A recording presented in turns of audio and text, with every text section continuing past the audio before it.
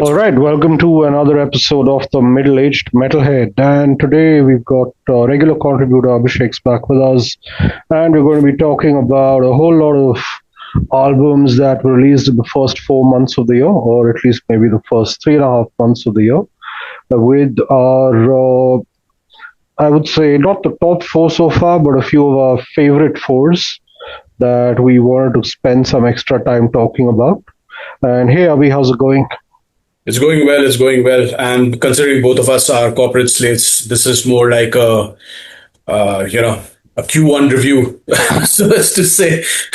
And yeah, it's been warmer, man. I mean, the fuck is going on? Bangalore, Delhi, it doesn't really matter. It's just the It weather's is been hot. crazy. Yeah.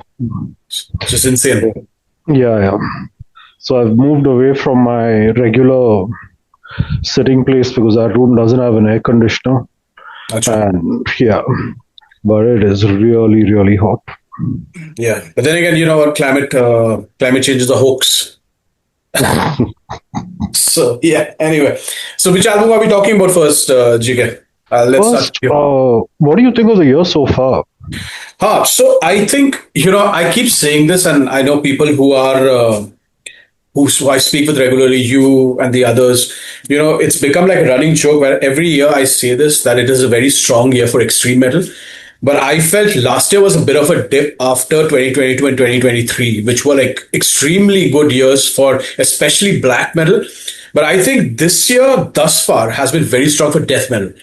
I am not your dyed in the wool death metal. My allegiances lie a little bit towards more blackened kind of things. But this year has been extremely, extremely strong with two at least huge releases in Immolation and Monstrosity. With some fantastic albums coming out as well. I know I personally don't enjoy this band, but from what I've told, Frozen Soul has released one of the better albums of the year also, which I will check out. Even if I don't enjoy it, I'll need to keep my ears to the ground. But yeah, it's been a good year. It's been a very strong start to the year. Like last year, I remember, the starting of the year was a little thunder, but towards the end of the year, it became like jam packed with some amazing releases. I think the start of the year till May. I mean, we're just entering May now. It's been a very, very, very strong year. Yeah, it has totally agree. So far, at least 3.5 months, it's been great. Last year was, like you said, a very slow start. But I think this year also, what's really struck me is after a long while, I'm finding a lot of stoner doom, sludgy albums that I'm really enjoying. Like beginning of the year, you had Vino's Ritual Arcana project, which was kick-ass. You have a couple of other albums that I'll be talking about today. But of course, the huge surprise comeback with Neurosis, which will most likely be in my top five come the end of the year Yeah. because it's absolutely fantastic. But overall, it's been a really good year. I haven't heard a lot of the death and black metal albums that have come out this year, so there a lot of catching up to do. But what I've heard, there's been some really quality stuff. Yeah. Yeah, there's one album, and because there are so many recommendations which you and JP keep sharing, which has bled into my algorithm now as well. There is one album which I discovered called Witch Ripper. They play this older style of Mastodon, current Mastodon without the suck. It is essentially very doomy, very, very, very stoner rock with a lot of trad metal and a lot of spacey ambient kind of stuff. It's not weird per se, but you look at that album cover, you know exactly what you are getting. The name of the album is Through the Hourglass by Witch Ripper. It's a fantastic blind listen. I had never heard this band before, but like I said, your influences and the stuff that you and JP especially, you guys keep listening. It has bled into my algorithm now, and there's a lot of these doomish, stonerish bands that I'm getting exposed to as well. Let's start with your first choice, Ojika. Okay, my first choice is a debut album by this American band called Purple Lung. This one's called Mystic Vision, four-piece, I think. guitarist vocalist is absolutely fantastic. Kind of reminds me of Uda Plotkin from Witch Mountain, who I will talk about later on as well. But this is catchy. It's very bluesy kind of doom. Really catchy stuff. Sort of psychedelic in places, but an entire album's worth of just memorable songs and really good riffs. Yeah, Purple Lung, Mystic Vision.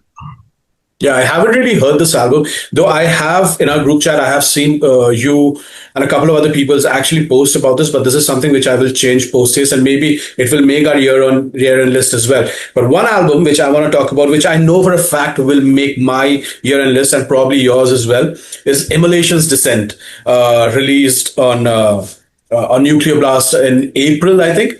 And what do I have to say about Immolation? These guys have been around for like forever. They've barely dropped their standard once.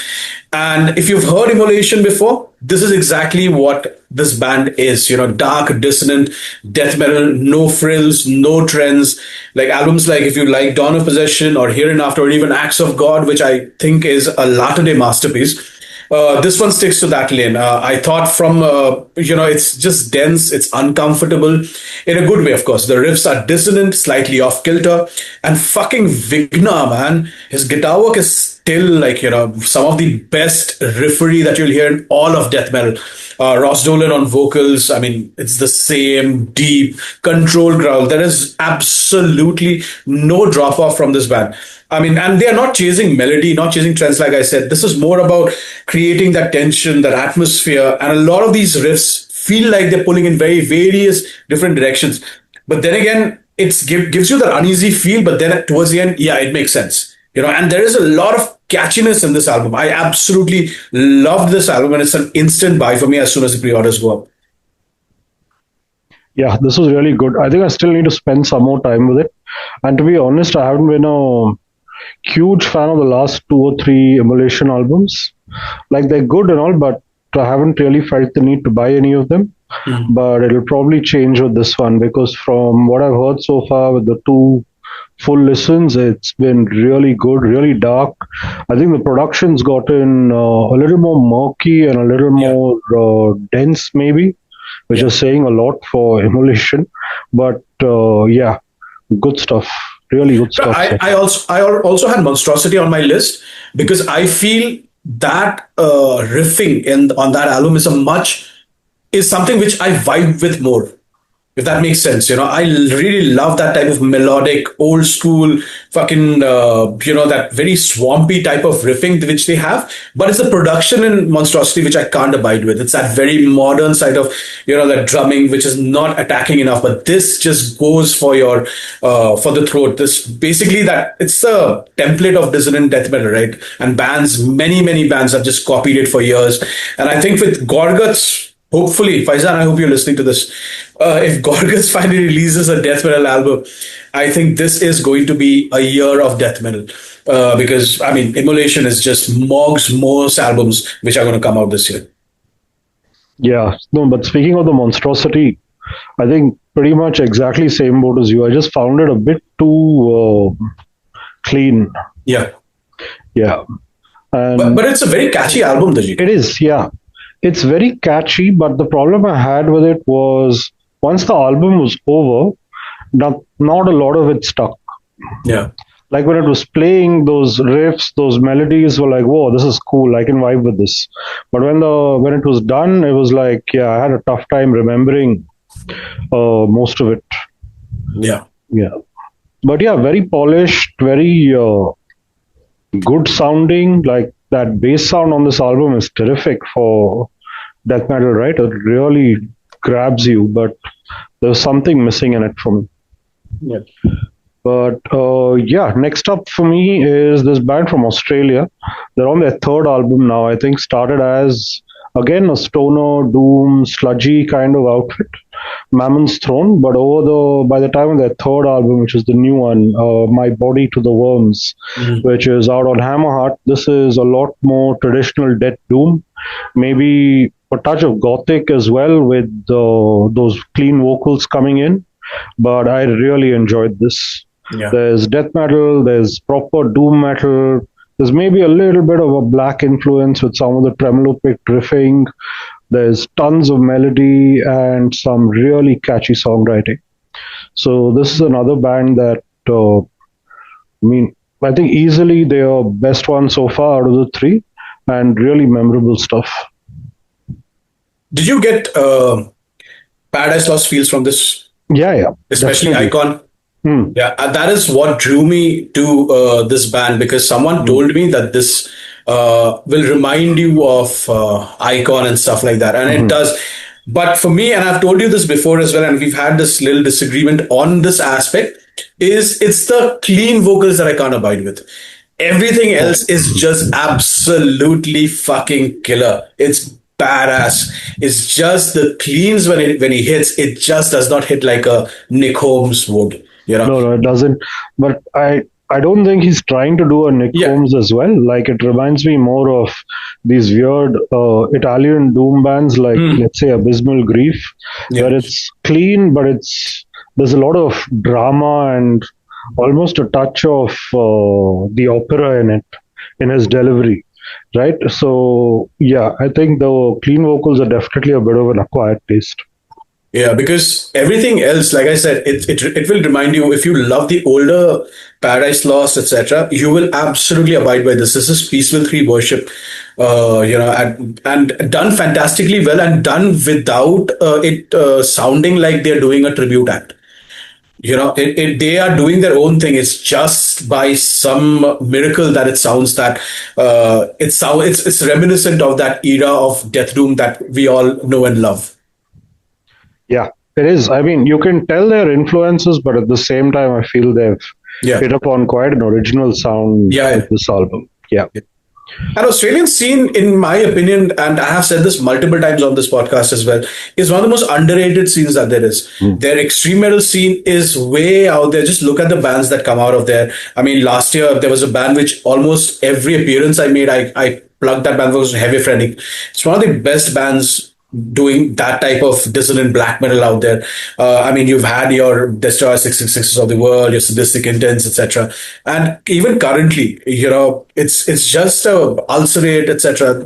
All from that part of the Anzac part of the world. It's a supremely underrated scene. I mean, Werewolves, one of the best brutal death metal bands currently, in my opinion, who are doing that type of music, is also from Australia. So if you owe it to yourself, you like extreme music, check out the Australian scene. Some amazing bands out there.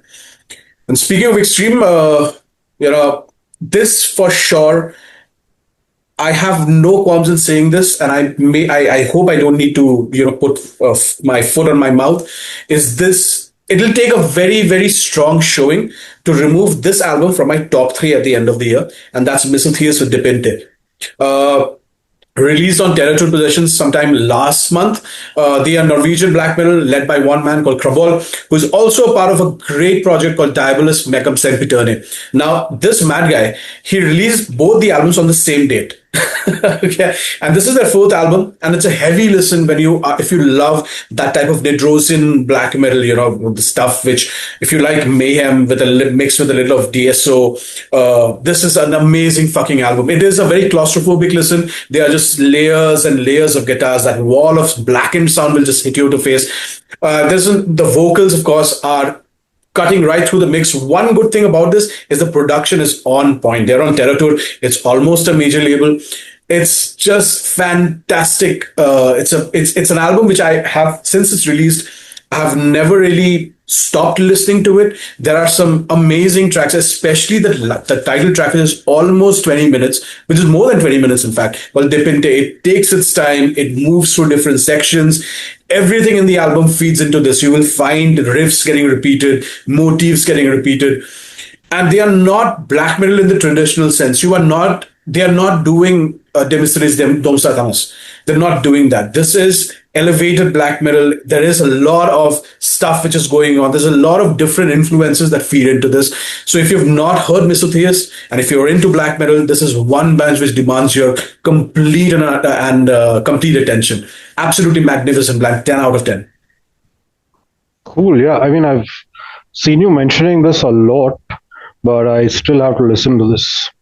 So hopefully sometime this weekend I will get to it. But yeah, like Like I said earlier, I'm woefully behind on black and death metal releases this year.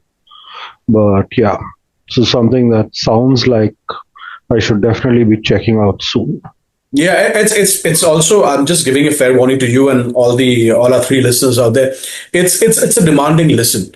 It's not something that you can throw on casually while you're. It's not, and this, and I didn't mean no disrespect. It's not Samael's Ceremony of Opposites, which is a fun album to listen to. This is not a fun album to listen to, So it is the comparisons that they're getting with Deathspell Omega and the likes. It's very well deserved, very well earned, and it's an album which demands your complete attention. Fantastic stuff.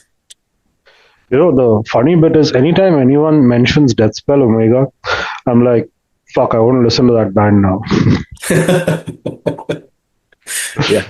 But What yeah, do so you have my next? third pick is another album that's in the whole stoner dooms, stoner metal category. So this is the seventh full length from this Norwegian band called Kal-El.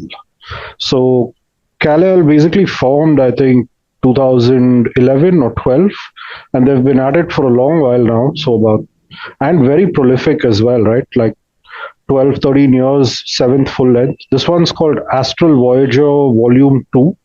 So Volume 1 came out last year and it was an absolute banger and was an album that should definitely have been spoken about more, but somehow got lost in the cracks, I think. But 2 just takes everything that makes Stoner Doom great. It's got that psychedelic feel, it's got Sabbath in spades, it's got catchy riffs, really cool vocal lines, and the whole sci-fi element is great as well. The name like Kal-El and Astral Voyager, I think most people can guess where they are coming from. But again, really, really good stuff and ties into what I was saying earlier about what a great year this has been already for this particular micro genre. Yeah. I saw, I think you only had shared this earlier, and I had saved it. And for some reason, I never really got into it because I genuinely, when anyone says Kal-El, I think of Superman, and I thought like it's a very Superman themed band, which I had saved it for the appropriate mood, etc. But yeah, this is one band I will definitely be checking out. I mean, like I said, all of our influences and our primary stuff is just bleeding into each other. And I have a feeling, GK, that this is an album which you may or may not like. It's a band called Possession, and it's an album called Mother of Darkness, which is out on Iron Bonehead production. So it tells you exactly what it sounds like. Essentially, if you've heard Possession, you know the space that they sit in. They sit in very war adjacent black metal, very aggressive but not quite war metal. And it has that ambience going on. It has that ambient build up, but it is extremely fast, extremely aggressive. A mix of both, mostly black, but a lot of death metal too. And it's direct, high energy, keeps pushing forward, and a very, very immediate album. They're not overcomplicating things. Their riffs repeat more than they evolve into things. And it's just built on a lot of atmosphere and momentum rather than constant change. There is no demag that you have to use in this. This is put it in, you know exactly what you're getting with that black and white album art, with that red font. It is war adjacent, but it has a lot of riffs. That is one thing that will strike you about this album. It is not quite archcore, but it has a lot of those riffs. The one band which I can think that it comes closest to, I think, is something like, have you heard of this band called Abhorration? Yeah. Yeah. So Demolatry. Yeah. So Demolatry, something like that, no? Yeah. The album is called, yeah. Yeah. So Aberration is a Norwegian band. So they are very close to this band as well. So that is the sound, and it is very fast, very aggressive. They don't fuck around.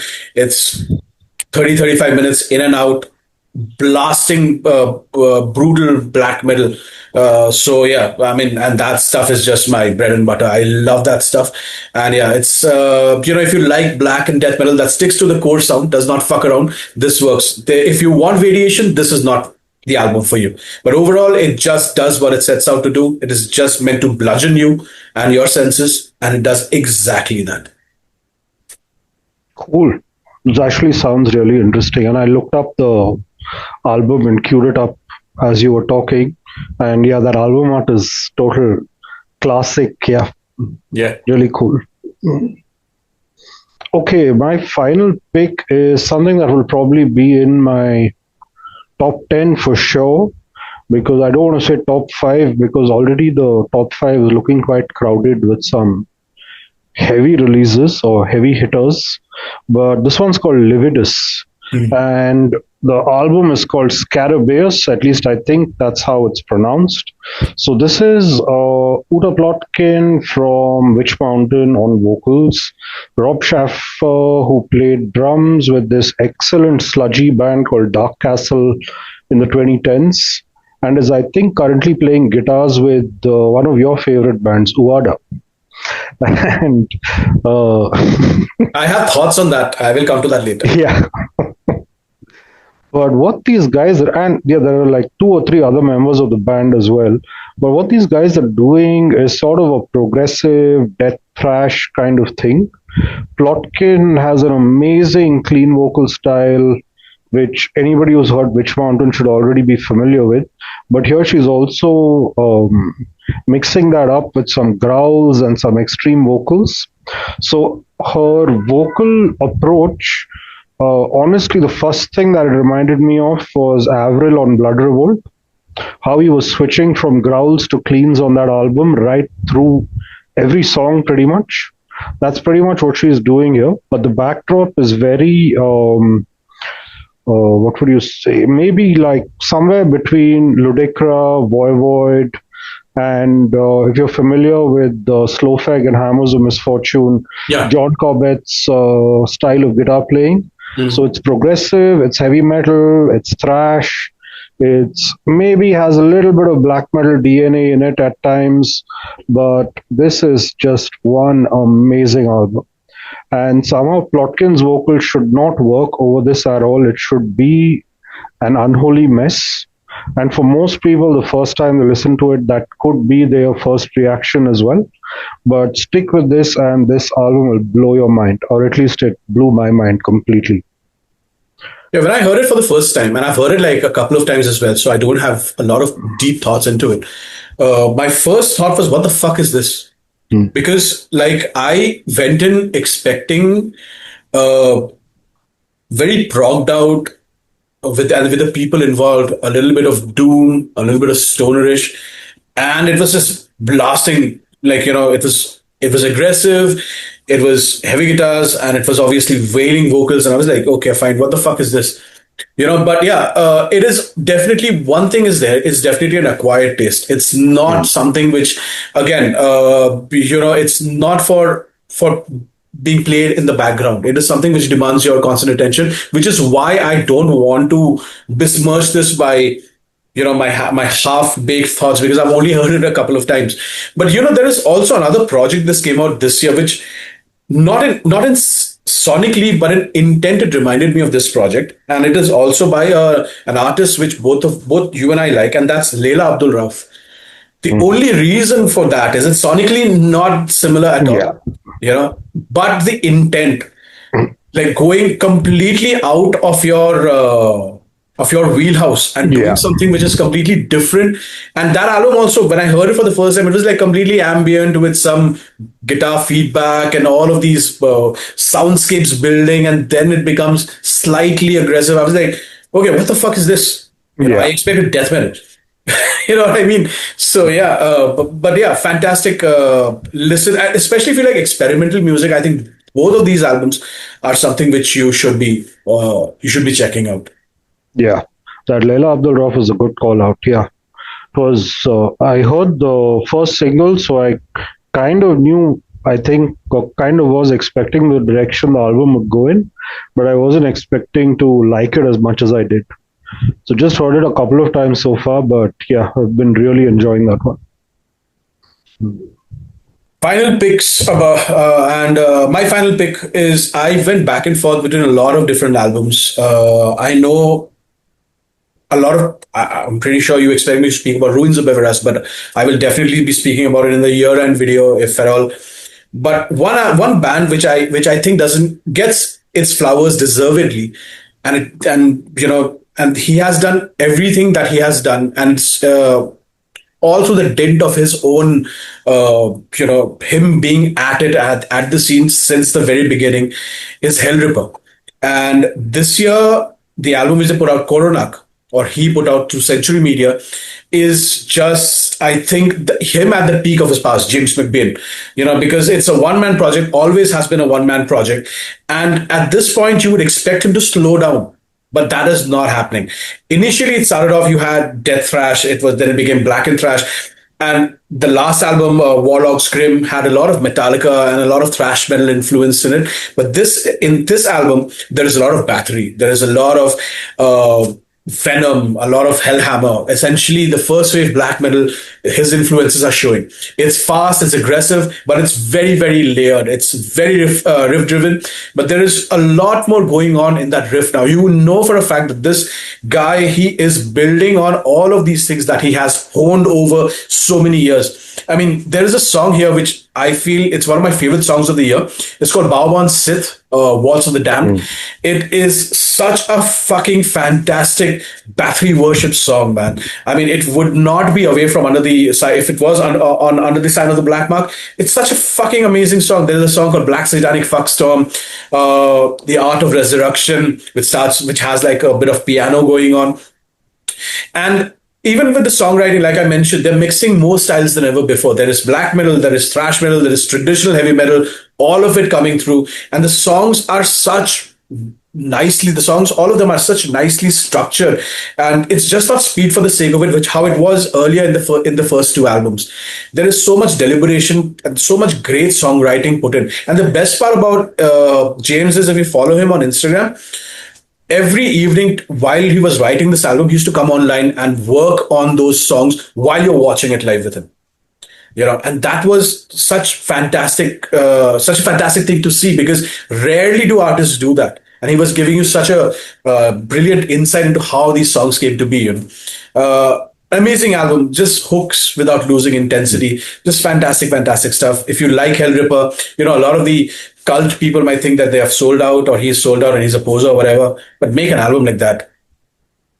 Fucking fantastic. Really good stuff. Yeah, totally agree with that.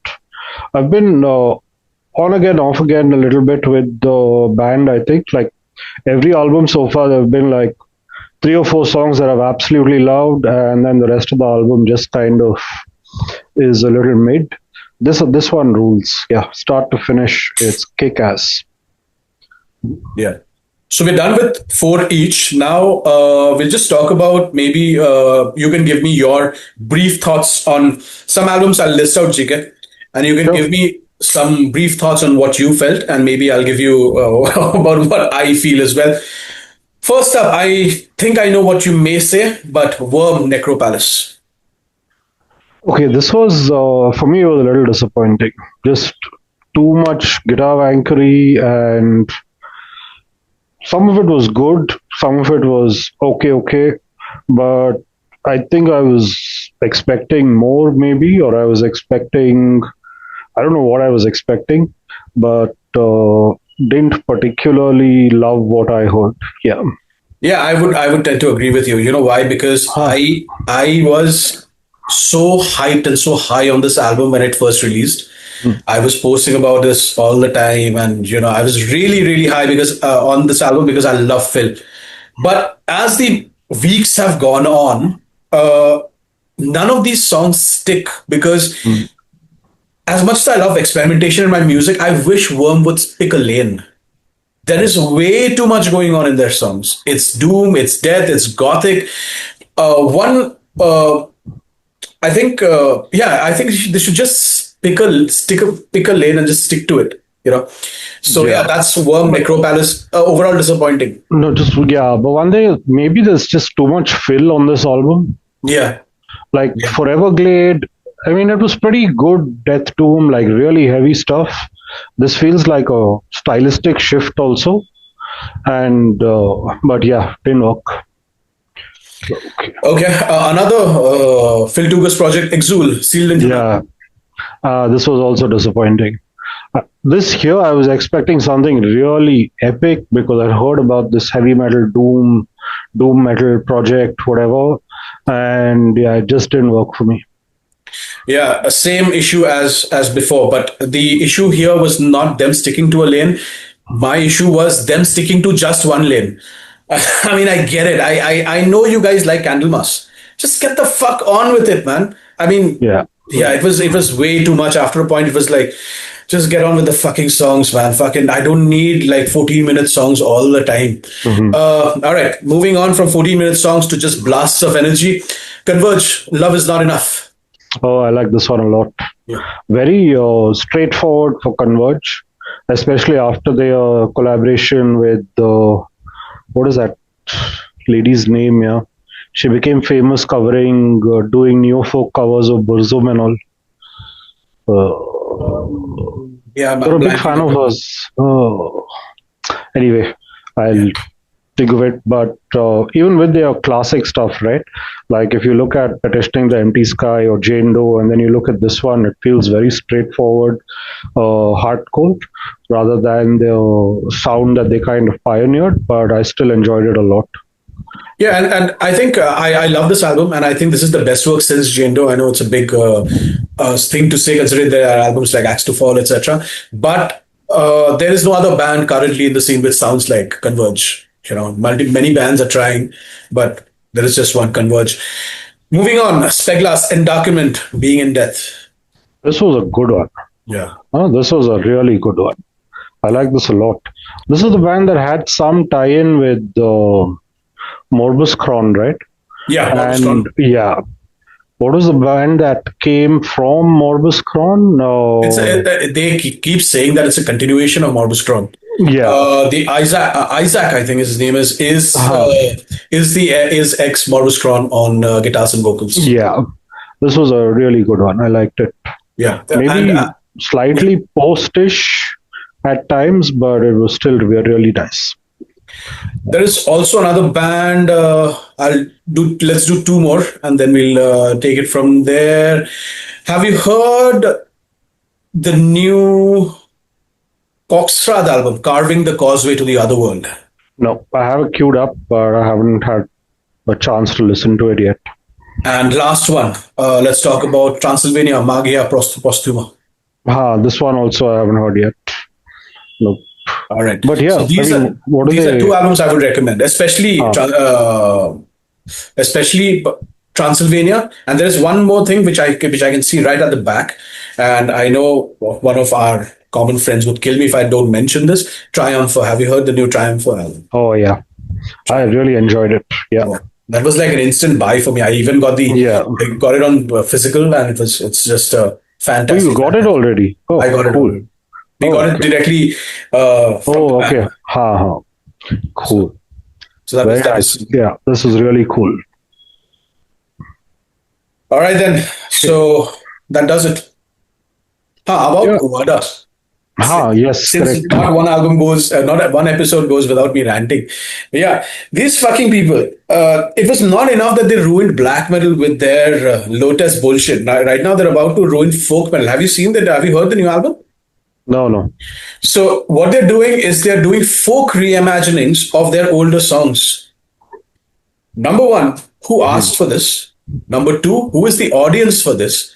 Number three, just do one thing right. I mean, half your career has gone just aping a much superior band. And because that band is currently doing post-punk or whatever, that doesn't give you the right to like fucking, I mean, do whatever the fuck you want. But you know, it just blows my mind that there is an actual audience for this nonsense. They covered rather ruined a Nirvana song as well, which was my introduction to this bullshit. There was something in the way which they covered in there, and that motherfucker can't sing. The vocalist, Jesus that song Christ. I heard, yeah. I mean, it just blows my mind that people actually buy this bullshit because apparently it's doing really well in terms of sales, if you believe them. And number two, that people actually give a fuck about Uada, the year of our Lord 2026. Yeah. Fuck Uada. I'm done. Okay, two big ticket album drops today, right? The new 6 Feet Under is out, Next to Die. So any interest in checking it out? I will definitely check it out. You know why? And I'm not saying this in a joke, as a joke or whatever. I actually liked the single which they dropped. Oh It's yeah, very okay. mid. It's very mid tier. Okay, GK. Uh-huh. It's very by the numbers, median Pareto's year 1997 bargain win death metal.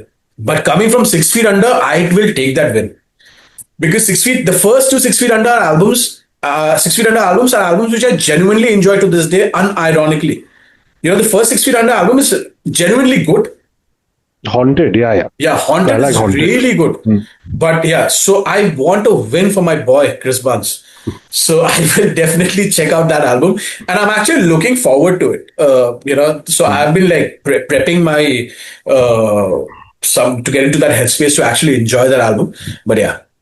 Which is the other album, Jiga? The new At the Gates, the ghost of a future past, or I the will have ghost nothing of a mean to say future about that. dead. Hmm. Yeah, I will have Yeah, nothing mean to say about it, given the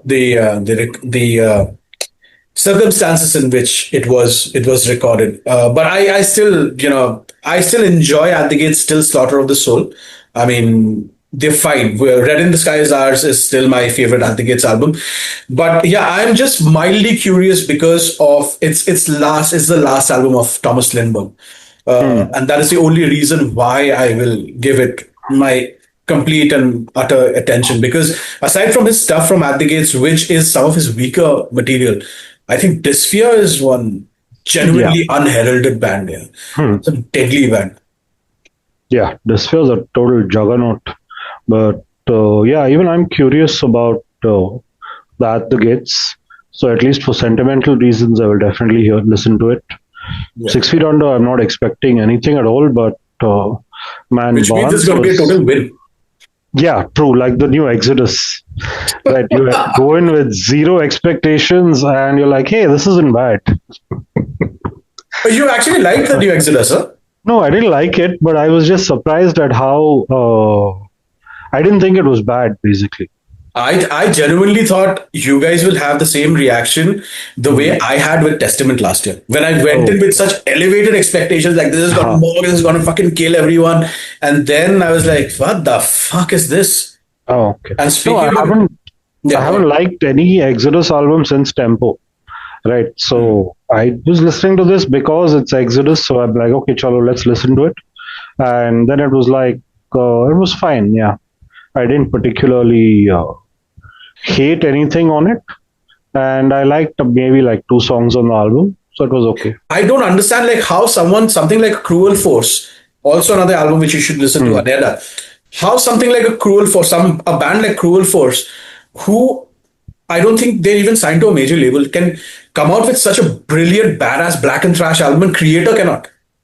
Haneda Yeah. is exactly the same sentiment which you had last year about what was that album you really liked? GK, I'm sorry, I'm blanking. The guy from Necros Christus.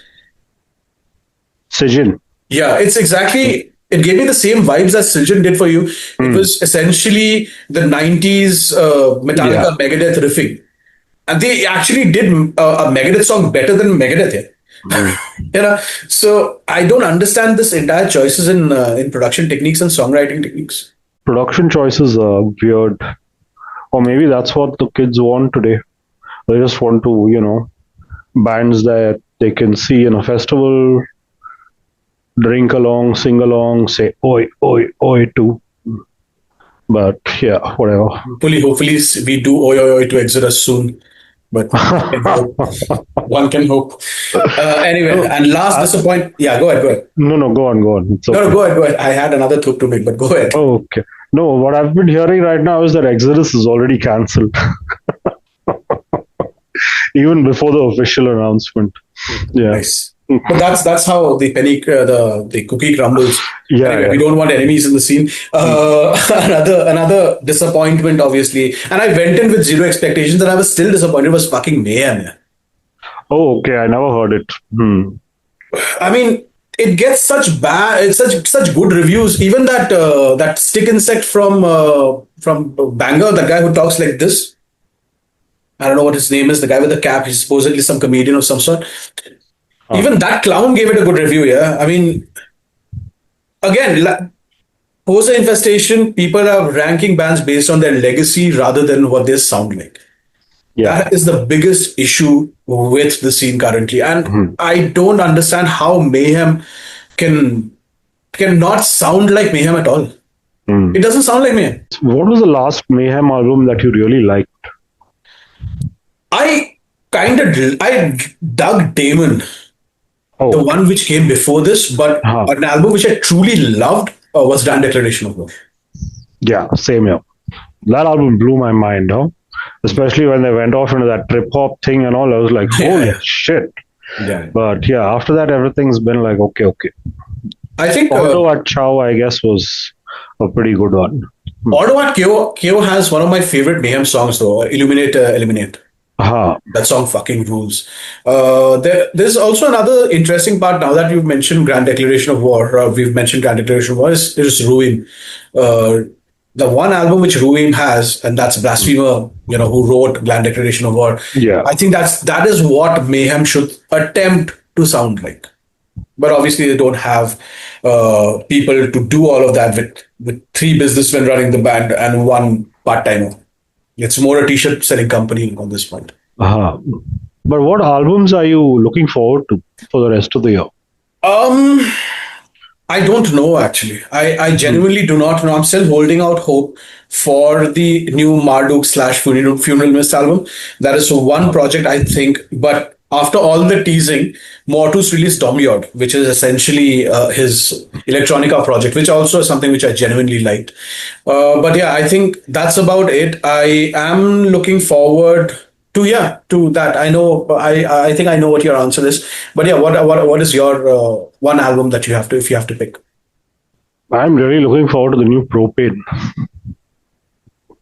I genuinely thought you were going to say Gorguts. Gorguts, yeah, that's like a given, but I don't know if it's going to happen or not. So Faizan got some inside info that they'll go into the studio only in June or July. So I don't know if the album will come out this year or next. Yeah. So I'm thinking, yeah, no point waiting for it. But Propane is like total nostalgia trip. Like I love the Crumbsuckers, like one of my favorite crossover bands. I'm a huge Gary Meskil fan, but